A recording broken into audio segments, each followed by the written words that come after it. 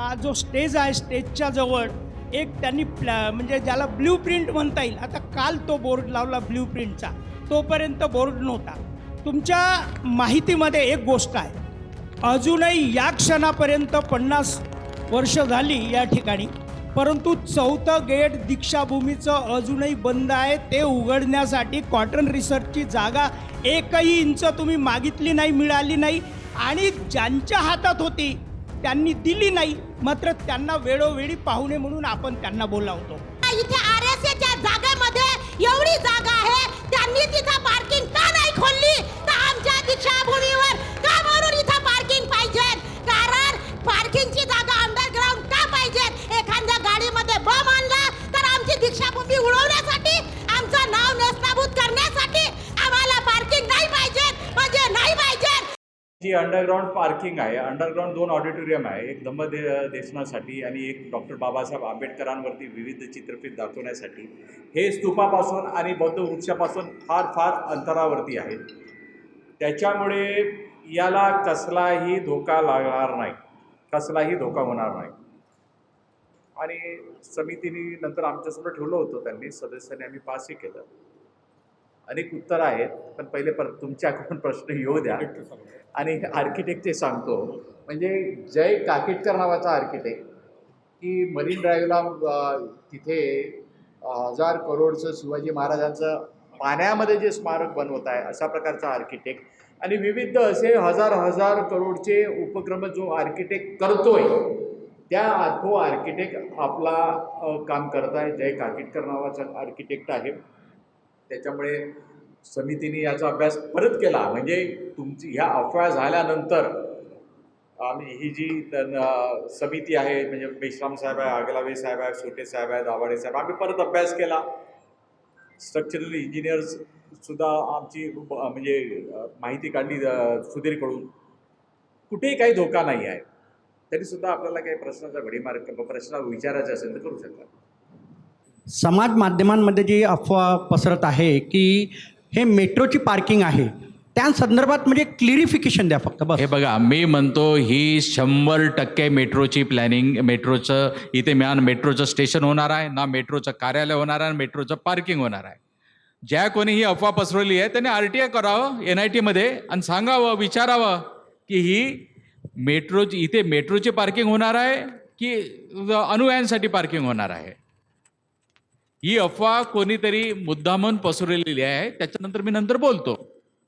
Actually कसं आहे की जनतेमध्ये एक प्रश्न आहे की परमपूज्य डॉक्टर बाबासाहेब आंबेडकर स्मारक समिती दीक्षाभूमी नागपूर याचं नेमकं काम काय आहे की पारदर्शिता नाही आहे असं म्हटलं जातं आहे. आता फक्त आपण 231 कोटीचं आपण 204 कोटीचं 204 कोटीचं हां, आणि इतकंच आपण सांगतो. पण याआधी अनेक लोक आहेत की त्यांचा भ्रम आहे की इथे ज्या प्रकारे कामं होतात ते कामं व्यवस्थित होत नाही, किंवा इतरही बऱ्याचशा गोष्टी या विचारल्या जात नाही. स्वतःचं आपलं वेगळं एक आपलं तयार करतात आणि आपण काम करतात, लोकांना विचारल्या जात नाही. आम्ही नवीन आलेले लोक आहोत. मी नवीन सचिव आहे आणि प्रथमच दुसऱ्यांदा मी ही प्रेस घेत आहोत. इथे आम जनतेला सुद्धा मी बोलवत आहे. तुम्हाला जर आपल्याला आमच्यावरती काही वाटत असेल, काही म्हणजे किंवा कुठे काही होत असेल, गैरव्यवहार होत असेल, तर आम्ही त्याला उत्तर द्यायला तयार आहोत. राहिला प्रश्न हा 2004चा हा जो हा खर्च आम्ही करणार नाही, हा NIT मार्फत होणार आहे. आपण NITला पत्र लिहून RTI देऊन जे काही खर्च आहे तो व्यवस्थित केला जातो, काय काम व्यवस्थित केलं जातं का याची विचारणा करू शकता. काही हरकत नाही. आपण कृपया करून RTI करा. आणि हे जो काही उपक्रम होत आहे, हा जो काय खर्च होत आहे, याच्यामध्ये कुठेही तुम्हाला गैरप्रकार वाटत असेल तर कृपया करून RTI करा. एकदा नाही 10 वेळा करा. ही चित्रफित जी दाखवली ही आम्ही YouTubeवर पाहिली आहे. बरं. आणि उपक्रम चांगला आहे. बरं. यात काही दुमत नाही आहे. बरं. फक्त मला पहिला एक प्रश्न विचारायचा आहे, त्यात तुमची संमती आहे की नाही हे महत्त्वाचं आहे. हा जो व्हिडिओ क्लिप दाखवलेला आहे तुम्ही, याच्याशी तुम्ही जे इतके बसलेले आहेत ते संमत आहेत का? म्हणजे तुमची संमती आहे का याला? आमच्या पूर्वीच्या कमिटी, त्याच्यानंतर मी प्रश्न विचारतो. म्हणजे आमची संमती असेल तर आमची संमती आहे. अच्छा. दुसरं एक, जे सगळं हे जे वातावरण तयार झालं, निर्मित झालं, याचं कन्फ्युजन हे होतं पार्किंग. हां, करेक्ट. तर माझ्या तरी अभ्यासात असं आहे की भारतात जितकेही धार्मिक स्थळं आहेत जरूर. त्याच्या आजूबाजूला कुठेच पार्किंग नाही, पहिला मुद्दा. दुसरा मुद्दा, आपण जर ही पार्किंग इतक्या जवळ करत आहात तर मला नाही आठवत आजपर्यंत कुठलीही अशा प्रकारचं काम होतं याची न्यूज मी पाहिलेली नाही. आणि आम्हाला हे समजून द्यावं की या पार्किंगची एक नाही, माझा प्रश्न पूर्ण व्हायचा, या पार्किंगची गरज काय? कारण की काय होतं, मी आता लहानपणापासून दीक्षाभूमीवर होतो, मला माहिती आहे की ज्या वेळेस आमचे फंक्शन्स असतात त्यावेळेस बॅरिगेटिंग असतं संपूर्ण साईडनी, म्हणजे इथून तुम्ही काचीपुरापासनं तर लक्ष्मीनगर हे पूर्ण पॅक असतं. आता त्या पार्किंगमध्ये किंवा तुमच्याही ऑडिओ क्लिपमध्ये असं आलं आहे की ही जी सगळी व्यवस्था आहे, किंवा आता जे फुलझेले साहेबांचं जे संभाषण होतं त्याच्यातही त्यांनी म्हटलं की दसऱ्याच्या दिवशी ती पार्किंग यूज होईल. मला नाही, याच्यात काही एक नाही, मी संभाषणात जे आहे ते बोलतोय सर, मी कोणावर ऑब्जेक्शन घेत नाही. तर ही पार्किंग कशी यूज होईल दसऱ्याच्या दिवशी ते तुम्ही एक्सप्लेन करून सांगावं. आमचा दुसरा मुद्दा असा आहे की बाबासाहेबांच्या साहित्याची विक्री, म्हणजे आगलावे साहेबसुद्धा पुस्तकं, सरांचे पुस्तकं इथूनच जातात सर्वात जास्त. तर याची जी विक्री होत आहे आणि हे जे स्टॉल लागत आहे सगळ्या सामाजिक संघटनांचे, याची आता जागा तुम्ही कुठे शिफ्ट करणार आहेत? दसऱ्याच्या दिवशी तिथे कुठलीही पार्किंग होणार नाही. एक सुद्धा गाडी त्या 10 किलोमीटरच्या अंदरमध्ये त्या दिवशी ना डॉक्टर राजेंद्र गवईची सुद्धा गाडी तिथे येणार नाही. दसऱ्याच्या दिवशी धम्मचक्र प्रवर्तन दिनाच्या दिवशी आणि समजा 14 ऑक्टोबरच्या ज्या वेळेस गर्दी जास्त असते त्यावेळेस या पर्टिक्युलर बेसमेंटचा वापर इन केस जर पाऊस आला शेल्टरसाठी वापरला जाईल. त्याचप्रमाणे ऑन द कॉन्ट्ररी तुम्ही म्हणता स्पेस कमी आहे. या संभाषणांमध्ये त्यांनी असं म्हटलेलं आहे की आपण 2-2.5 एकरची स्पेस क्रिएट करतोय असं त्यांचं म्हणणं आहे. दुसरी गोष्ट, दसऱ्याच्या दिवशी ही पार्किंग आपण वापरली जाणार नाही. तर त्या दिवशी पाऊस आला किंवा ऊन जास्त असली तर शेल्टर म्हणून लोक तिथे जाऊ शकतील. तिथे स्टॉलसुद्धा ठेवले जाणार आहेत. तिथे ॲडिशनल टॉयलेट्स, या टॉयलेटच्या व्यतिरिक्त ॲडिशनल टॉयलेटसुद्धा केले जातील. पार्किंगची व्यवस्था तिथे होणार नाही दसऱ्याच्या दिवशी. हा, बरोबर. तुम्ही स्टेटमेंटमध्ये आता पुन्हा एक शब्द वापरला की शेल्टरसाठी यूज होईल. हा, दीक्षाभूमीत जर पाऊस आला, धम्मचक्र प्रवर्तन दिनाच्या दिवशी पाऊस आला, माझं असं आकलन आहे वैयक्तिक, मी इंजिनियर आहे, आकलन असं आहे की जेव्हा जेव्हा अशा प्रकारचा पाऊस आणि हे येतं तेव्हा एका वेळेस लोक जिथे शेल्टर, जिथे त्याची व्यवस्था होईल तिथे घुसतात. आता तिथे जर 1000 किंवा 5000 लोकांची कॅपॅसिटी आहे आणि तिथे जास्त लोक ॲट अ टाइम गेले आणि -2, -3 पर्यंत गेले तर ऑक्सिजनची कमी होते. बरं. तर कृपया माझी विनंती अशी आहे की त्यावेळेस तरी ही करू नये, कारण की भगदड जर झाली तर तिथे तो प्रॉब्लेम क्रिएट होऊ शकतो. ठीक आहे ना. पुढे पुढे आपण तुम्ही या व्हिडिओ क्लिप मध्ये दाखवलं की वरती एक अजून एक हॉल होणार आहे, ओपन स्टेअर. नाही, म्हणून मी तुम्हाला पहिले विचारलं की तुमचं संमती आहे का? ऑडिटोरियम वरती नाही, खालीच. या व्हिडिओ क्लिप मध्ये मला वाटतं पुन्हा ते दाखवलं पाहिजे. नाही, मी रिक्वेस्ट करतो, या व्हिडिओ क्लिप मध्येच मी पाहिलं ते आता तुमच्या व्हिडिओ क्लिप मध्ये वरती ते दाखवलेलं आहे. म्हणून मी म्हटलं की तुम्ही संमत आहात का त्या विषयाशी? नाही, वरती आम्ही बिलकुल सहमत नाही. नाही, आता मी पहिले हाच प्रश्न तुम्हाला विचारला होता की तुम्ही हे जे सगळं करताय याच्याशी तुम्ही संमत आहे? तुम्ही हो म्हटलं, याचा अर्थ तुम्ही ह्या सगळ्या गोष्टीशी संमत आहे. आणि त्या व्हिडिओ क्लिप मध्ये वरती दाखवलेलं आहे. Sir please. अंडरग्राऊंड मध्ये काय काय राहणार आहे? एक ओपन थिएटर, एक ओके, ज्यामध्ये धम्मदेसना चा कार्यक्रम बौद्ध भिक्खू त्या ठिकाणी प्रदर्शित. एक दुसरी गोष्ट की एक बाबासाहेबांच्या संदर्भातली जी माहिती आहे, बुद्धिझमची माहिती, ते स्क्रीन तिथे राहील आणि लोक तिथे बघतील. हा दुसरा सभागृह 2. आणि तिसरी पार्किंग, तिसरी पार्किंग म्हणजे 3 आहे. आता मला एक तुमच्याच प्रश्नावरती पुन्हा एक विचारायचं आहे. हा मागचा हॉल जो आहे, मागचा जो तुमचा हॉल आहे तो NIT ला हँडओव्हर झाला. का बरं हँडओव्हर झाला? नाही झाला. कुठे? आम्हाला NIT ला जावं लागतं परमिशनसाठी. त्यांनी सांगितलं की हा NIT कडनं परमिशन मिळेल त्याचं. आणि एक मिनिट, त्याचं कारण असं सांगितलं गेलेलं आहे की आम्हाला मेंटेनन्स होत नाही, त्यामुळे आम्ही NIT ला हँडओव्हर केलं. ही जर परिस्थिती असेल आणि जर तुम्हाला बुद्ध धम्माचा तिथे न करता जर तुम्ही तिथेच जर त्या ऑडिटोरियम मध्ये ती व्यवस्था केली तर मला वाटतं तो प्रॉब्लेम सॉल्व्ह होऊन जाईल. आपली जी माहिती चुकीची आहे, NIT ला हँडओव्हर केलेलं कॅमेरा बोलतोय सर, मी पण आणि आपण पण. नाही. हा कुठे बांधण्यात येणार आहे? तो स्टेज जे तुम्ही म्हणत आहे इथे आहे की मागे आहे? मागे आहे. अच्छा. आता दुसरा प्रश्न, तुम्ही जे पुस्तकाचं जे म्हणालात की त्याचा काही फरक पडणार नाही, तर त्याचं प्लॅनिंग कसं आहे? वरती राहू शकतं, खाली त्याच्यामध्ये सुद्धा राहू शकतं. नाही, त्याच्यामध्ये सर प्लीज कठीण जाईल. त्याच्यामध्ये तुम्ही पार्किंगमध्ये वरच राहील. कन्फर्म आहे, कारण की ते जे पिल्लर आहेत ते- बिलकुल करू. We are open for discussion. These are minor things. Major thing structural जे आहेत तुम्ही सांगा. आपण आम्ही संवादासाठी नेहमी ओपन आहोत. Yes. काही हरकत नाही आहे ना. कारण म्हणजे की त्याच्यावरती जे पुस्तकाचे स्टॉल लागतात ते तसेच राहील, तसेच त्याला काही एक धक्का पोहोचणार नाही. बिलकुल नाही. ठीक आहे. ठीक. माझा मुद्दा असा आहे की एवढं खोदकाम रॅम्पार्ट केलेलं आहे, म्हणजे कुठून सुरुवात केली आणि काय आर्किटेक्टने प्लॅन केलं मला माहिती नाही, पण एवढ्या डेप्थपर्यंत माती उकरून काढली आणि ते स्तूपाच्या त्या हाईटपर्यंत यायला लागली. माझा प्रश्न असा आहे की ऑक्टोबर महिन्यामध्ये येऊ घातलेल्या दीक्षांत आपल्या समारोहाच्या वेळी हजारो लोक, लाखोनं संख्येनं लोक येतात, तर व्यवस्था कशी राहील? तोपर्यंत हे काम होणार आहे का? सगळं बुजवतील का? काही प्लेन राहील की असंच राहणार आहे? कारण बिलकुल. लोकांची गैरसोय हा एक प्रश्न. धम्मचक्र प्रवर्तन दिनाचा कार्यक्रम हा होणारच. त्याच्यासाठी जर का थोडासा 1-2 महिने आपलं जे काम आहे ते विलंब झालं तरी आम्ही त्याला विलंब करू, पण धम्मचक्र प्रवर्तन दिनाच्या पूर्वी सगळं आम्हाला व्यवस्थित करावं लागणार आहेच. धन्यवाद. ओके. दुसरा प्रश्न माझा असा आहे की जेवढे असे स्थळं आहेत, स्मारक जिथे असतील किंवा तीर्थक्षेत्र त्यांच्या भाषेत आपण म्हणतो, जरूर. प्रत्येक ठिकाणी लोकांच्या राहण्याची व्यवस्था असते, जरूर. त्याला वेगवेगळी नावं असतील. जरूर. भारत देशातनं, कानाकोपऱ्यातनं, नॉर्थ ईस्ट असेल, साऊथ असेल, सगळीकडनं लोक येतात. आमदार निवासामध्ये व्यवस्था करायला जेव्हा आम्ही विनंती करतो तेव्हा फक्त 2 रूम 4 रूमच्या व्यतिरिक्त मिळत नाही. लोकल लोकांना काही फरक पडत नाही, नातेवाईक आहेत कुठे राहतील आसपासचे, पण बाहेर दुरून येणाऱ्या लोकांसाठी काय प्लॅनिंग केलेलं आहे का? इथे 200 करोडचं प्रोजेक्ट आहे खरं, पण असं काही प्लॅन आहे का की धर्मशाळासारखं काहीतरी बांधतील? ते मला विचारायचं. यात्री निवास आहे, पण त्यांचं जे म्हणणं आहे दुसरे जे भक्ती स्थळ आहेत तशा प्रकारचे इथे नाही, कारण की आपल्याकडे जागेची फार कमतरता आहे आणि उत्तरेकडे कृषी विभागाची जागा आहे आणि पूर्वेकडे आरोग्य विभागाची जागा आहे. ती जागा आम्ही मागवत आहोत आणि ती जागा मागितल्यानंतर त्या प्रकारचं आम्ही व्यवस्था करण्याचा प्रयत्न करू. पण तरीसुद्धा बऱ्याच लोकांचं म्हणणं आहे की ओपन स्पेस कमी करू नका.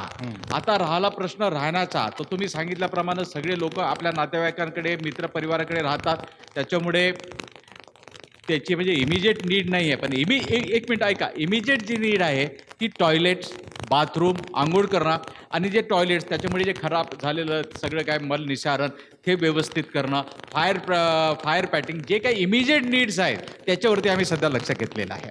धन्यवाद. प्लीज. एक शेवटचा प्रश्न आहे हां. की स्ट्रक्चरल ऑडिटरकडनं जर तुम्ही ऑडिट करून घेतलं असेल तर तुमच्या हातात घेऊन घेतो कागद, कारण अपॅरेंटली जे वाटतं लोकांना, बहुसंख्य लोकांना, हां. की स्ट्रक्चरला धोका पोहोचणार नाही, ही मनामध्ये शंका येते, तर हे तुम्ही रायटिंगमध्ये घेतलेलं बरं. आणि तुमच्याकडनं पण कोणाला तरी सुपरविजनचं काम सांगा की त्यांच्यावरती सोपवू नका. तुम्हाला कसं करायचं करा, तुमचा पैसा शासनाचा कसंही वापरा. मला असं वाटतं, एक सजेस्ट करतो की कॉन्ट्रॅक्टरच्या सोबत समितीने पण एक संवाद साधण्यासाठी एक मिटिंग घ्यावी आणि जे प्रश्न लोक तुम्हाला विचारतात त्यांच्याकडे क्लॅरिटी घ्यावी, असं मला वाटतं. आपली सूचना मी मान्य करतो आणि लवकरच नवीन सूर्यवंशींच्या जागी नवीन आलेल्या नवीन आलेले जे काही चेअरमॅन आहेत त्यांना आणि कॉन्ट्रॅक्टर आणि आम्ही सगळ्यांचं समन्वयन करून आम्ही एक पद्धत लवकरात लवकर मिटिंग लावू. आता सरांनी जो प्रश्न विचारलेला होता स्ट्रक्चरल ऑडिटचा, जरूर. तर हा स्ट्रक्चरल ऑडिटचं जे ऑडिट आलेलं आहे ते मला असं वाटतं की व्हायरल करायला पाहिजे तुम्ही, किंवा जास्तीत जास्त लोकांपर्यंत पोहोचवायला पाहिजे. कारण आताही लोकांच्या मनात तो डाऊट आहे जरूर की एवढा अंडरग्राऊंड जेव्हा आपण खोदकाम करतोय तर धक्का लागेल की नाही लागेल. तर तुमच्या वी आर नोटिंग डाऊन, तुमची सूचना मी नोट डाऊन करून आम्ही चेअरमॅनशी बोलणार. Right sir. आणि एक दुसरा प्रश्न होता की याचं जे मेंटेनन्स आहे, आता जे आपण पूर्ण वास्तू उभारणार आहोत, जरूर, तर याचं जे मेंटेनन्स आहे हे कोणाकडे राहणार आहे? हा एक मोठा प्रश्न आहे, कारण की शेवटी मेंटेनन्स हा म्हणजे आम्हालाच करावा लागतो. आम्ही ही जी वास्तू उभं केलेली आहे दुर्दैवानं आम्हाला म्हणजे कुठे कंपॅरिझन करायची नाही आहे, पण अनेक ज्या काही स्मारक आहेत, म्हणजे बाबासाहेब आंबेडकरांचं आईचं स्मारक आहे, अजून झालं नाही सातारामध्ये. रमाबाईंचं स्मारक आहे, ते अजून झालेलं नाही आहे. इंदू मिल अजून झालेलं नाही. आम्ही कसं बसं सगळे सदस्य, ठीक आहे आम्ही मालक नाही आहोत, पण आम्ही सतत रात्रंदिवस विचार करत असतो की हे स्मारक कसं चांगलं राहील, उद्या याचं मेंटेनन्स कसं होईल, याचा मेंटेनन्स कसा उद्या वाढावा, ह्या आमच्यासाठी खरंच चिंतेचा बाब आहे. कुठेतरी कॉर्पस पण निर्माण करून त्याच्या व्याजातून हे मेंटेनन्स कसं करता येईल यासाठी आम्ही सरकारांशी बोलणार आहोत. नेक्स्ट, त्याच्याबद्दल अजून काही क्लिअर झालेलं नाही आहे. कारण की पैसा मिळवणं एवढं सोपं नाही आहे. प्रश्न हा होता की जसं अंडरग्राऊंड पार्किंगचे आपण बोललेलो आहे. अंडरग्राऊंड पार्किंग जसं आपण म्हटलं की 14 ऑक्टोबर किंवा जो आपला मोठा जो काही फंक्शन होत आहे त्या फंक्शनच्या दिवशी आपण वाहन आतमध्ये घेणार नाही ना. हा, अदर दिवशी जास्तीत जास्त म्हणजे खूप कमी लोक व्हिजिट करतात. असं नाही, वाढवू शकतात. 20 वर्षापूर्वी तत्कालीन वाहतूक मंत्री, मी नाव घेत नाही, त्यांनी मुंबईमध्ये अनेक फ्लायओव्हर्स बांधले. तेव्हा लोक असंच म्हणत होतं की या फ्लायओव्हरची काय गरज आहे. गरज असो या नसो, उद्या लोक वाढवू शकतात. कारण की आम्हाला या 2 वर्षामध्ये याची काय पालट करायची आहे. अख्ख्या जगामध्ये याचं नाव म्हणजे आहेच, अजून व्हावं आणि लोकांची जी गर्दी आहे ती वाढावी अशी आमची इच्छा आहे. तर मग गर्दी होण्यासाठी आपल्याकडे काय प्रकल्प आहे? गर्दीमध्ये याचं सुशोभीकरण करणं आणि अतिशय देखणे असे वास्तू बांधणं. हां, नेक्स्ट.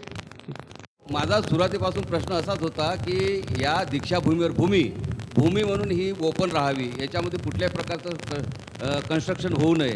आणि आता आपण ज्या ठिकाणी पार्किंगची व्यवस्था म्हणून त्यांनी कन्स्ट्रक्शन करत आहात, तर पार्किंगची व्यवस्था एवढी काही म्हणजे आवश्यक नव्हती, कारण की आजूबाजूला पुष्कळ जागा ओपन होती आणि आपल्याला पार्किंग करायची होती तर ते बाजूला घ्यायला पाहिजे होती. आणि ज्या जागेवर बाबासाहेबाचे पाय पडलेले आहेत ती भूमी ओपनच राहावी अशी आमची अपेक्षा होती.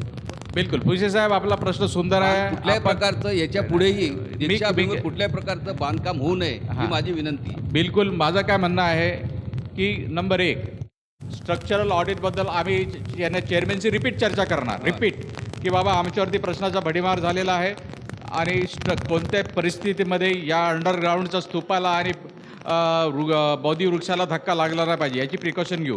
पण तुम्ही अंडरग्राऊंड पार्किंग म्हणता, अंडरग्राऊंड पार्किंग राहील, वरची ओपन स्पेस कमी होणार नाही, किंबहुना ओपन स्पेस वाढेल. या पार्किंग प्लेसमुळे 2.5 एकरची ओपन स्पेस वरची वाढलेली आहे. त्याच्यामुळे ओपन स्पेस ही आपण कमी करणार नाही, पण ओपन स्पेस ही वरची. साहेब, ते तर चौरस फूट तर तेवढी जागा राहणार आहे, ती कशी वाढेल? काय म्हटलं? नाही, ओपन पार्किंग अंडरग्राऊंड झालं तर जागा वाढली. ही जी अफवा पसरली होती ते मेट्रो वगैरे बनणार आहे, ही अफवा मुंबईपर्यंत गेली. भारतीय बौद्ध महासभेचे कार्याध्यक्ष आदरणीय भीमराव आंबेडकर साहेबांचा मला कॉल आला 3 दिवसापूर्वी की भानगड काय, इथे का मेट्रो बनते की काय आहे, नेमकं तुम्ही जाऊन पहा. तर भुसे साहेब आणि इंजिनियर गणवीर साहेब वगैरे आम्ही 3 दिवसापासून इथे आलो. इथे आम्ही बघितलं असता ते दिसूनच राहिलं इतकं मोठं खोदकाम. लोकांचे आक्षेप अनेक विषयावर तुमच्याकडे आलेच. यांचं म्हणणं आहे की इथे बांधकाम कशाला, ICARची बाजूची जागा तुम्ही आता सांगितलं की आम्ही प्रयत्नात आहोत. हा प्रयत्न खूप वर्षापासून होऊन राहिला. हे ICARची जागा ARची जागा आहे. पर्यटन स्थळ हे आहे, हे दीक्षाभूमी पर्यटन स्थळ हे आहे, याला मागायची गरज नाही. इथे प्रचार करण्यासाठी उन्नतीसाठी आपण हकदार आहोत. दुसरं हे अंडरग्राऊंड पार्किंग याच्यावर खूप लोकांचा आक्षेप आहे. दुसरं हे पार्किंग कोणासाठी, कोण याचा उपयोग कोणाला होणार या पार्किंगचा? कारण की इथे 3 वेळा गर्दी होते, धम्मचक्र दिवस किंवा 14 ऑक्टोबर किंवा आंबेडकर जयंती वगैरे. मग ह्या पार्किंगचा नेमका उपयोग काय होणार? ह्या 3ही दिवशी आम्हाला 1 किलोमीटरच्या पलीकडे वाहन उभं करावं लागते, कोणालाही इथे येता येत नाही. मग ही पार्किंग कशासाठी? याचं उत्तर तुम्ही याला द्या. दुसरी गोष्ट, हे अंडरग्राऊंड जे कन्स्ट्रक्शन आहे, आता तुम्ही जे म्हणता ही कंपनी जे दाखवता ही अतिउत्तम कंपनी आहे, त्याला मान्य केलं. परंतु माझ्या असा सूचना आहे फक्त की आमच्या समाजामध्येही अनेक इंजिनियर्स आहेत आणि हे जे आपलं काय म्हणतो त्याला बानाई ही संस्थासुद्धा आहे. आम्हाला शंका आहे की हे दीक्षाभूमीवरचं बांधकाम जे आहे ते सुंदर टिकाऊ असलं पाहिजे, लोक उपयोगी असलं पाहिजे. नाहीतर येणाऱ्या लाखो लोकांना, आता तर कमी जागा पडते, त्यांना त्रास होऊ नये अशा आणि भारत बौद्धमय झाला पाहिजे, धम्माचा प्रचार झाला पाहिजे, ह्या अनुषंगाने इथे बांधकाम केलं पाहिजे. बाकी विषय नाही. मी काल चर्चामध्ये ऐकलं की हे कॉलेजची पार्किंग तिथे राहणार आहे. ऐकून घ्या, कोणाची? कॉलेजची पार्किंग तिथे राहणार आहे हे म्हणून याचा उपयोग त्याला होणार, परंतु हे बरोबर नाही.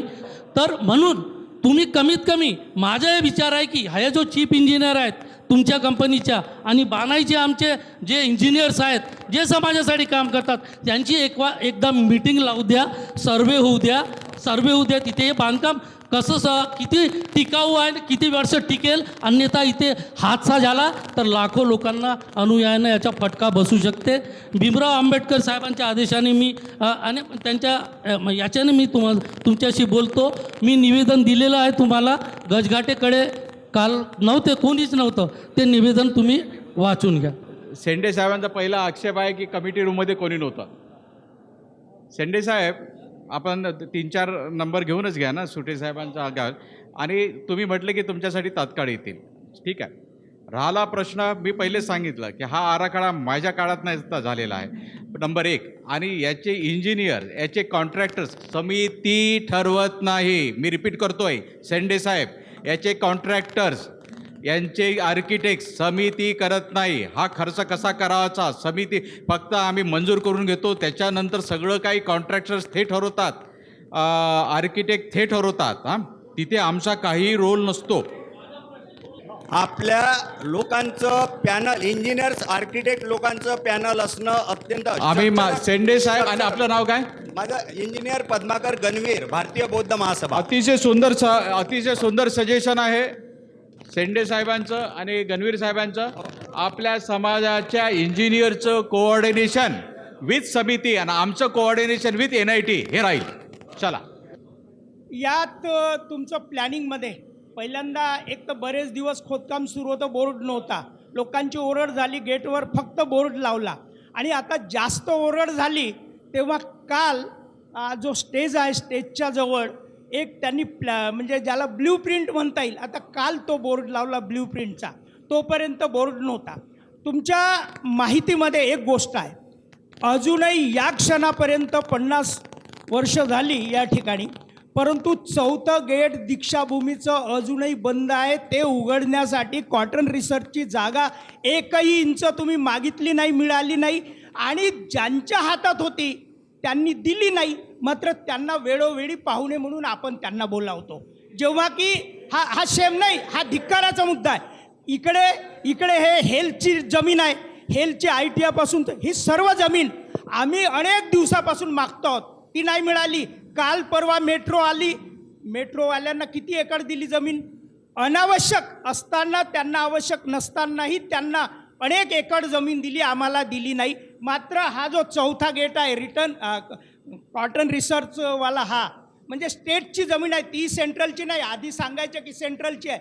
तर हा गेट जो बंद आहे, अनेक दिवसापासून तो मुद्दा आहे, ते गेट अजूनही सुरू झालेलं नाही. त्यांनी ती जागा दिलेली नाही. म्हणजे उत्तरेकडचं गेट दीक्षाभूमी आंतरराष्ट्रीय दर्जाचा, आता पार्किंगचा मुद्दा आहे.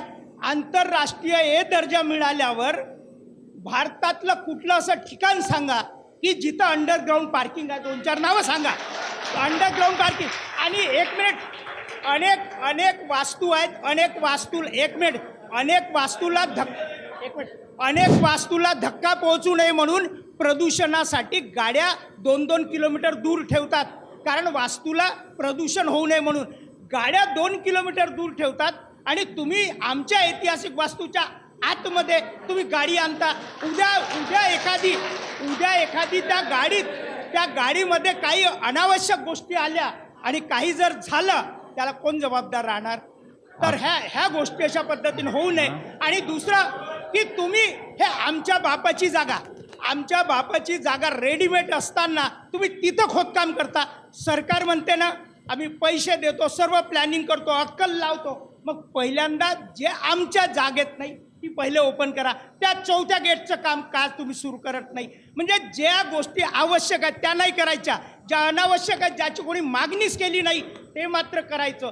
आता तुम्ही अनेक दिवसापासून हे जे स्पोर्ट्सचं मैदान आहे, स्पोर्ट्सच्या मैदानाची मागणी अनेक वर्षापासून सुरू आहे. तुम्ही त्या तिथं गेटच्या बाजूला तुमचं भिंत सुरू आहे, त्या भिंत तिथून सोडली का बरं? तुम्ही 14 एकर म्हणता की 22 एकर म्हणता? तुमच्या हातात 14 एकर आहे की 22 एकर आहे? तर तुम्ही ते स्पोर्ट्सचं मैदान अजूनही खुलं सोडलं आहे, अजूनही ते दीक्षाभूमी स्मारकाच्या याच्यात भिंतीच्या आतमध्ये घेतलेलं नाही. या अनेक गोष्टी आहेत. फक्त आता जो काही तुम्ही उद्रेक थांबवण्यासाठी म्हणा किंवा थोडंफार पुढाकार घेऊन जे काही काम केलं आहे, एक संवाद आवश्यक आहे. संवाद तुम्ही साधला त्याबद्दल तुमचं धन्यवाद. मात्र हे जे पार्किंगची गरज नाही, पार्किंग होऊ नये, पार्किंगची गरज नाही, या मताचा मी धन्यवाद.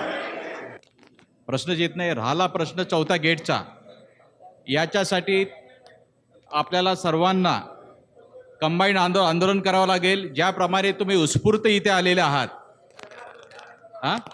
त्याच्यामुळे त्या ज्याप्रमाणे तुम्ही उत्स्फूर्त इथे आलेले आहेत, तशा प्रकारचं आंदोलन आपल्याला 4थ्या गेटच्या बाजूला असलेल्या कृषीची जागा आणि इकडची आरोग्याची जागा, या जागा मिळवण्यासाठी आपल्याला आंदोलन करायचं आहे. सर, मला एक विचारायचं आहे. मी एक थोडासा प्रश्न विचारते, त्याचे आन्सर द्या. आपण इथे पार्किंगची जी अंडरग्राऊंड पार्किंगची सोय करत आहे, 1956 पासून आमचा समाज इथे येतो आहे. हा आजची गोष्ट नाही आहे. इतक्या दिवसांमध्ये कधीच पार्किंगची गरज भासली नाही. आताच का भासली आहे? 1956 पासून आतापर्यंत कोणाची डिमांड नव्हती गाडी कुठे उभी करायची, काय करायचं, तर ती पार्किंगची डिमांड नसतानाही, गरज नसताना अंडरग्राऊंड पार्किंग का? आपण ह्या पार्किंगच्या सोबतच एक ॲडिशनल स्पेस क्रिएट करत आहोत. बघा, पार्किंगसाठी काय पाहिजे बघा. ऐका बंधूंनो, संध्याकाळी 8 वाजता दीक्षाभूमीचे स्मारक बंद होतं. सकाळी 8 वाजेपासून संध्याकाळी 8 वाजता दीक्षाभूमीचं स्मारक बंद होतं. त्यावेळेस अंधारात कोणाच्या गाड्या उभ्या राहतील? मातीचे ढिगारे इतके उंच केले, म्हणजे ग्राउंडमध्ये जमीन किती फूट खोदल्या गेली आहे. एक मिनिट ताई, अजून एक मला बोलायचं आहे. हां, तुम्ही एक काम करा. एकतर दादानी म्हटलं की कुठेच पार्किंगमध्ये अशी कोणत्याच राष्ट्रीय स्मारकाच्या तिथे अंडरग्राऊंड पार्किंग नाही आहे. मग दीक्षाभूमीलाच का? हे म्हणजे ऑब्जेक्शनेबल आहे. आणि आमची डिमांड आज इथे मागणी करून जाणार आहोत. आम्हाला येणाऱ्या सप्टेंबर महिन्यापर्यंत ही जागा पूर्ण मोकळी जशी होती तशीच करून पाहिजे. माझं जे स्टेटमेंट आहे ते पब्लिक रिप्रेझेंटेटिव्ह स्टेटमेंट आहे आणि त्याच्यासाठी मी सगळ्यांना अपील करतो की माझं स्टेटमेंट तुम्हाला सगळ्यांना मान्य आहे की नाही मान्य आहे. आम्हाला पूर्ण जी जनता आहे आमची, बाबासाहेबांनी बुद्धाला मानणारी, ह्या जनतेला दीक्षाभूमीवर पार्किंग नको आहे. अंडरग्राऊंड सुद्धा पार्किंग नको आहे. हात वर करा.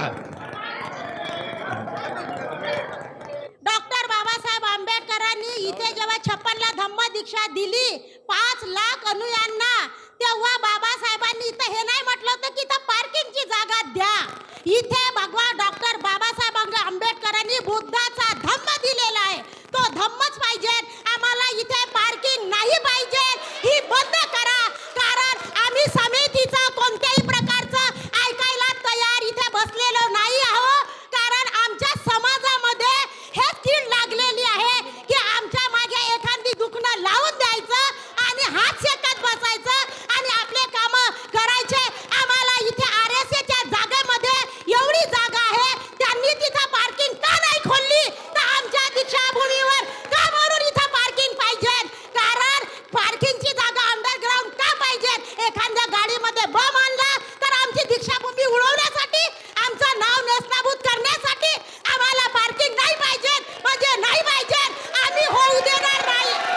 सबसे इम्पोर्टेंट जो जिस जगह पर आज दीक्षा भूमि है, एक चीज़ हमें ध्यान में लेनी चाहिए. ये बात देखिए, दीक्षा भूमि ये मौजा लेंड्रा आता है और मौजा लेंड्रा में सर्वे नंबर 221, 222/2 और 221/1 ऐसे 3 खेत मिलाकर दीक्षा भूमि की ये संपूर्ण परम पूज्य डॉक्टर बाबा साहब आम्बेडकर स्मारक समिति बनी है.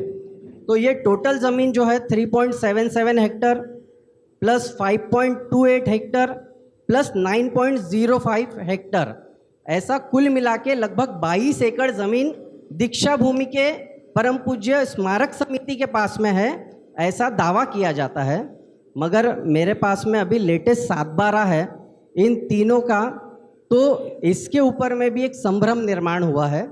तो ये तीनों खेती के 7/12 पर नागपुर महानगर NIT नागपुर इम्प्रूवमेंट ट्रस्ट इसका नाम चढ़ा हुआ है, और 2021 में इसमें एक फेरफार हुआ, जिसके पहले यहाँ पर झुड़पी जंगल ये लिखा हुआ नहीं था, केवल ये 7/12 मेरे पास में डॉक्यूमेंट है। तो 2021 में एक फेरफार हुआ, उस फेरफार में झुड़पी जंगल ये जोड़ दिया गया, और झुड़पी जंगल नागपुर इम्प्रूवमेंट ट्रस्ट ऐसा 7/12 ऑनलाइन अवेलेबल है। अब इम्पॉर्टेंट चीज़ यह है कि देखिए, आज इसी नागपुर की भूमि में आंबाझरी में हम लोगों ने इतने समय तक कर जो आंदोलन किया, और 20 एकड़ की हमारी ज़मीन की मांग थी। हमारे समाज के पास में स्मारक संबंधित ज़मीन नहीं है। आज टेक्निकल बात ये हो गई, हमें पता चली है कि वो लैंड रिकॉर्ड ही हमारे पास नहीं है, जिसके आधार पर हमें वो ज़मीन सरकार देगी। केवल वो स्मारक था, वहाँ पर एक हॉल था, लेकिन कोई भी ऐसा लैंड रिकॉर्ड नहीं है। तो लैंड रिकॉर्ड के बारे में आप सर्वप्रथम ये आप घोषणा कीजिए, और अगर इसका कोई डॉक्यूमेंट है तो डॉक्यूमेंट प्रोड्यूस कीजिए, और अगर डॉक्यूमेंट नहीं है तो दीक्षा भूमि के नाम पर ये ज़मीन कब तक आप कर लेंगे, ये भी लोगों को बताएं। अतिशय सुंदर असा प्रश्न विचारला गेलेला आहे, कारण की हा प्रश्न विचारला जाईल हे मी गृहीत धरलं होतं। त्याच्यामुळे मी डॉक्टर सुधीर फुलझेले यांच्याशी बोललो, ते आज नागपूरमध्ये नाही आहेत, की म्हटलं अशा प्रकारचा प्रश्न येईल, कारण की अशा प्रकारचे व्हिडिओज व्हायरल होत आहेत की 7/12वरती नाही आहेत। तर सुधीरजी असे म्हणाले की इथे 7/12 लागत नाही, प्रॉपर्टी कार्ड असतो आणि प्रॉपर्टी कार्डवरती आपलं नाव आहे, एवढं सुधीरने सांगितलं। मी आता त्याचे डॉक्युमेंट सुधीरजीकडून मागून घेतो, कारण की मी अजून माझ्याकडे कोणतेही डॉक्युमेंट ट्रान्सफर भंतेजींनी केले नाही। जेव्हापासून मी सचिव झालो 1 वर्षापासून तेपर्यंत भंतेजींनी मला कोणते डॉक्युमेंट्स मागितले तरी दिले नाहीत। तेव्हा हा डॉक्युमेंट मी मागून घेतो, आणि याच्यात काही जर त्रुटी असेल तर ही तात्काळ ही जमीन दीक्षाभूमीच्या नाव करण्यासाठी आम्ही प्राधान्य देऊ। आम्हाला अंडरग्राऊंड पार्किंग अजिबात नको आहे, वरती सुद्धा। आणि आम्ही NITला गेलो, NITला काय म्हटलं त्यांनी माहिती का, वरती काहीच राहणार नाही। आज तिथे जाऊन बघा किती मोठे मोठे पिलर आहेत, जिथे आपले पुस्तकांचे स्टॉल असतात तिथे यांचे मोठे मोठे पिलर आहेत। कशासाठी? आमचे इथे दीक्षाभूमीला येतात, गंडा तावीज बांधायला कोण येतं? सगळे येतात पुस्तकं घ्यायला। मग ती जागा यांनी ऑक्युपाय केली, आणि मेंटेनन्सचा खर्च मेंटेनन्स कोण करणार? हा इकडे ढकलतो, तो तिकडे ढकलतो। आपली दीक्षाभूमी पूर्ण विद्रूप झालेली आहे। यांच्या बांधकामामुळे जे एक छोटंसं झाड होतं ना बोधिवृक्षाचे, मुळात त्यांनी छाटून टाकले आहेत। मोठ्या मोठ्या 2 फांद्या जाता जाता बघून घ्याल, 2 मोठ्या मोठ्या फांद्या वाळून गेलेल्या आहेत। हे सुरुवात आहे, ही सुरुवात आहे। याच्यानंतर ह्या बांधकामामुळे जुनं स्ट्रक्चर आहे। मी एका इंजिनियरला म्हटलं, ज्यांनी या प्रोजेक्टला त्या प्रोजेक्टमध्ये ते आहेत, त्यांनी मला फोन केला। मी म्हटलं, सर हे बांधकाम किती वर्षाचं आहे? दीक्षाभूमीचा स्तूप जेव्हा सिव्हिल टेक्नॉलॉजी बिलकुल जुनी होती, ॲडव्हान्स नव्हती, त्यावेळेस ते बांधकाम झालं आहे। मी म्हटलं, एवढ्या व्हायब्रेशन्स, एवढं आपण खोदकाम केलं आहे, त्याच्याने याचे पिलर्स, याचा पायवा ढासळू शकतो का? ते काय म्हणाले, कदाचित ढासळू शकतो। हां, म्हणजे असा जर असेल, म्हणजे आज नाही करणार ते, आज दीक्षाभूमी तुमची पडलेली दिसणार नाही। दीक्षाभूमी केव्हा पडेल? 10 वर्षानंतर, 15 वर्षानंतर। आपण का म्हणून अशी विषाची परीक्षा घ्यायची?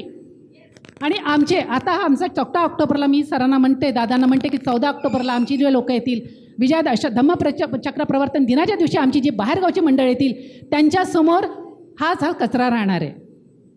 आणि हे लोक 1 वर्ष नाही आली, 2 वर्ष नाही आली, 3 वर्ष। त्यांना म्हटलं, काम किती वर्ष चालणार आहे? मिनिमम 2 वर्ष, मॅक्झिमम 5 वर्ष पकडून घ्या, गव्हर्नमेंटचं काम आहे। 5 वर्ष जर आपली माणसं इथं नाही आली बाहेरच्या गावून, तर 6व्या वर्षी कोणीच येणार नाही, ती दीक्षाभूमी ओसाड पडेल। एक चांगली सुरुवात झालेली आहे। पहिल्यांदाच मला कोणीतरी बोलावलं की दीक्षाभूमीवर संवाद साधण्यासाठी काहीतरी प्रेस कॉन्फरन्स बोलावली आहे, म्हणून फार चांगला अनुभव आहे। आणि हा संवाद आणि संपर्क जो आहे हा तुम्ही कायम करा। तुम्ही सुरुवात केली याच्याबद्दल धन्यवाद। दुसरी गोष्ट अशी आहे की हाच जो संवाद आहे हा टेक्नॉलॉजीच्या नुसार आणखी चांगला कसा होईल यासाठी एक ईमेल ॲड्रेस तुम्ही काहीतरी करा, ज्याच्यामुळे सगळे लोक व्यक्त होऊ शकत नाही किंवा आता असतील त्याच्या व्यतिरिक्त आणखी काही लोक असतील त्यांना तुम्हाला चांगले सजेशन देता येतील. तर तुम्ही एक असा ईमेल ॲड्रेस किंवा आणखी असं काही असेल ते तुम्ही तयार करा आणि ते पब्लिश करा. लोक तुम्हाला चांगले सजेशन देतील, कारण दीक्षाभूमी काही तिथे बसलेल्या लोकांची नाही, इकडच्या लोकांची सुद्धा आहे. हां, तर आणि इथे असलेल्या लोकांची नाही तर यांच्यापेक्षा बाहेरच्या लोकांची सुद्धा आहे आणि त्यांना सुद्धा काही इनपुट द्यायचा आहे. असो, अनेक लोकांनी अनेक चांगले चांगले मुद्दे इथे पाडलेले आहेत. मी जास्ती काही त्याच्यावर रिपिटेशन करणार नाही, परंतु एक गोष्ट इथे दिलेली आहे की दीक्षाभूमी 22 एकर आहे असं दिसतं. आम्हालाही माहीत आहे की 22 एकर आहे म्हणून, परंतु मी शेतकरीसुद्धा आहे. मला माहीत आहे की 22 एकर जागा नाही. माझा शेत याच्यापेक्षा मोठा आहे. हां, बोलायला बेकार वाटतं, परंतु बाबासाहेबांनी जेव्हा मध्य प्रदेशाकडून जी जागा विकत घेतली होती तेव्हापासूनचा जर आपण वाचन केलं तर ती जागा एवढी नाही आहे. मग आता 22 एकर जागा जर शासन म्हणते आहे आणि आपण नेहमी म्हणतो, इथे प्रत्येकाने म्हटलेलं आहे, तुम्ही ॲक्सेप्ट केलेलं आहे की जेव्हा इथे दीक्षाभूमीचा सोहळा याची देही याची डोळी पाहण्यासाठी लोक येतात तेव्हा खूप मोठा जनसागर येतो आणि तेव्हा ही जागा कमी पडते. हे तुम्ही मानता, सगळेजण मानता. मग आता जागा जर अपुरी आहे असं म्हणतो तर मग जागा वाढवण्याचा प्रयत्न केला पाहिजे. चहूबाजूची जागा घेतली पाहिजे आपण. हा एक भाग. आणि हे मी खूप दिवसापासून ऐकतो आहे की ही जागा आपण प्रयत्न केलेला आहे, ती जागा केलेली आहे, परंतु अजूनपर्यंत काही झालं नाही. तुमच्या उत्तरातून एक गोष्ट मला सगळ्यांनी ऐकली आहे की आपण स्पेस वाढवत आहोत. स्पेस वाढवण्याची आवश्यकता काय आहे? मोकळी जागा पाहिजे आपल्याला. आताच ताईने सांगितलं की पुस्तकांचे जे स्टॉल लागतात, लोक बसतात खाली आणि खाली बसून जेवण करतात. त्यांना सिमेंटचं कॉन्क्रीटचं काही नाही पाहिजे आहे. तर ही स्पेस वाढवण्याऐवजी जागा वाढवण्यासाठी सगळीकडचा परिसर मागा. आणि तुम्ही मगाशी सांगितलं की आंदोलनं करायला पाहिजे, तर हे सगळे लोक नाही, यांच्यापेक्षा हजारपट लाखपट लोक. बिलकुल आभारी आहे. बिलकुल आपली सगळ्यांचं सहकार्य पाहिजे. ठीक आहे. दुसरी गोष्ट अशी आहे की शासनाकडून पैसा मिळतो, कोटीचा पैसा मिळतो म्हणून अनावश्यक काम करायचं का? गोष्ट अशी आहे, भगवान बुद्धांनी सांगितलं आहे की काय करायचं आहे पहिले बुद्धाला शरण जा. म्हणजे पहिले कोणती गोष्ट करताना आपण सतत कॉस्मेटिक चेंजेस जे तुम्ही सांगितलेले आहेत, त्याचं उपयोगिता जी आहे ती तपासा. रेशीम बागचा उपयोग ज्या पद्धतीने होतो त्यापेक्षा जास्ती चांगल्या पद्धतीने आपला उपयोग या जागेचा व्हावा असं मला वाटतं. उद्या जर समजा NMRDनं काम पूर्ण केल्याच्या नंतर स्मारक समितीला विचारलं की तुम्ही मालक आहात का या जमिनीची, तुमच्याकडे कुठलंही उत्तर नाही आहे. आणि एक गोष्ट कायम लक्षात घ्या की 1956 नंतर आज म्हणजे धर्मांतराच्या 68 वर्षानंतर तुम्हाला आम्हाला दीक्षाभूमी पाहायला मिळते आहे. तक्षशिला विद्यापीठ असतील किंवा इतर कुठलेही विद्यापीठ असतील, अशीच कट कारस्थानं करून संपवण्यात आलेली आहेत. आणि येणाऱ्या पिढीच्या नजरेत तुमच्यासह आम्ही सुद्धा गुन्हेगार असू. तर माझा प्रश्न असा आहे की NMRDनं या बांधकामाला मंजुरी देत असताना ज्या कंत्राटदाराला अपॉइंट केलं त्या कंत्राटदाराला अपॉइंट करण्यापूर्वी निविदा मागवल्या असतील की कुठली कंपनी इच्छुक आहे काम करण्यासाठी. निविदा मागवल्याच्या नंतर एक ॲग्रीमेंट झाला असेल NMRDमध्ये आणि कंत्राटदारामध्ये. तो ॲग्रीमेंट तो सब रजिस्ट्रारकडे रजिस्ट्रार झालेला ॲग्रीमेंट आपल्याकडे असावा. आणि राहिला प्रश्न पार्किंगचा, सगळ्यांनी हा मुद्दा मांडला आहे की कुठल्याही धार्मिक स्थळावर पार्किंग नाही. जर NMRDने पार्किंगच्या कामाला मंजुरी देत असताना हवा प्रदूषण बोर्ड आणि ध्वनी प्रदूषण बोर्डाची परवानगी घेतली आहे का? आणि दीक्षाभूमीच्या स्तूपाच्या इतक्या जवळ अंडरग्राऊंड पार्किंग करत असताना ऐतिहासिक दीक्षाभूमीच्या स्तूपाला धोका नाही आहे असं प्रमाणपत्र प्रदूषण नियंत्रण बोर्डाने दिलं आहे का? याची चौकशी तुम्ही समिती म्हणून तुम्ही करायला हवी. तुम्ही समितीचे सदस्य आहात, तुम्ही स्मारक समितीचे सदस्य आहात, पण समस्त आंबेडकरी समाजाच्या भावनेचे मालक नाही आहात. तुम्ही फक्त नेतृत्व करते आहात. माझं हे सजेशन आहे, NMRDA आणि संबंधित कंत्राटदारासोबत तुम्ही समन्वय साधून ही सगळी कागदपत्र सार्वजनिक करावी. अन्यथा येणाऱ्या 15 वर्षात दीक्षाभूमी आम्हाला पाहायला मिळणार नाही, हे ध्यानात ठेवा. आपल्या सगळ्यांचे प्रश्न समजून घेतले. जरी हे जे प्रोजेक्ट आहे हे प्रोजेक्ट पूर्वीच्या सचिवांनी जरी मंजूर केलेले असले आणि पूर्वीच्या सचिवांनी ते येणं आवश्यक होतं, पूर्वीच्या सध्याच्या अध्यक्षांनी ते सुद्धा आवश्यक होतं, परंतु तुम्ही जे प्रश्न मांडले अतिशय चांगले प्रश्न मांडलेले आहेत. मी त्या सगळ्या प्रश्नाच्या समितीसमोर ठेवेल, कारण की मी फक्त सचिव आहे पण अन्य सदस्यसुद्धा आहेत. आम्ही NIT चेअरमॅनसोबत यासोबत विचार करू आणि त्यांना सांगू की जनतेचा या अंडरग्राऊंड पार्किंगबद्दल राग आहे, त्याच्यामुळे तुम्हाला याच्याबद्दल विचार करावा लागेल. आणि अनेक जे काही प्रश्न आहेत की बाबा निविदा मागितल्या होत्या क्या, त्यावेळेस निविदा मागितल्या होत्या काय, त्याच्यानंतर पोल्युशनचं सगळं काही सर्टिफिकेट आहे काय, या येणाऱ्या 15 वर्षामध्ये याचा त्रास होणार का, हे आम्ही सगळ्यांना करू. तुम्ही जे प्रश्न मांडलेले आहेत ते सगळे प्रश्न NITच्या चेअरमॅन आम्ही सदस्य, सगळ्यात पहिले तर मी सदस्यांच्या समोर ठेवेल. सदस्यांनी मला कोऑपरेशन करावं अशा प्रकारची मी इच्छा करेल. अध्यक्षाने मला कोऑपरेशन करावं आणि आम्ही 1 मिनटं आणि आम्ही सगळे NIT चेअरमॅनसोबत मांडलो आणि सर्वांची अंडरग्राऊंड पार्किंगला विरोध आहे, त्याच्यामुळे याचा आपण फेरविचार करावा असा ठामपणे आम्ही समिती ठेवू.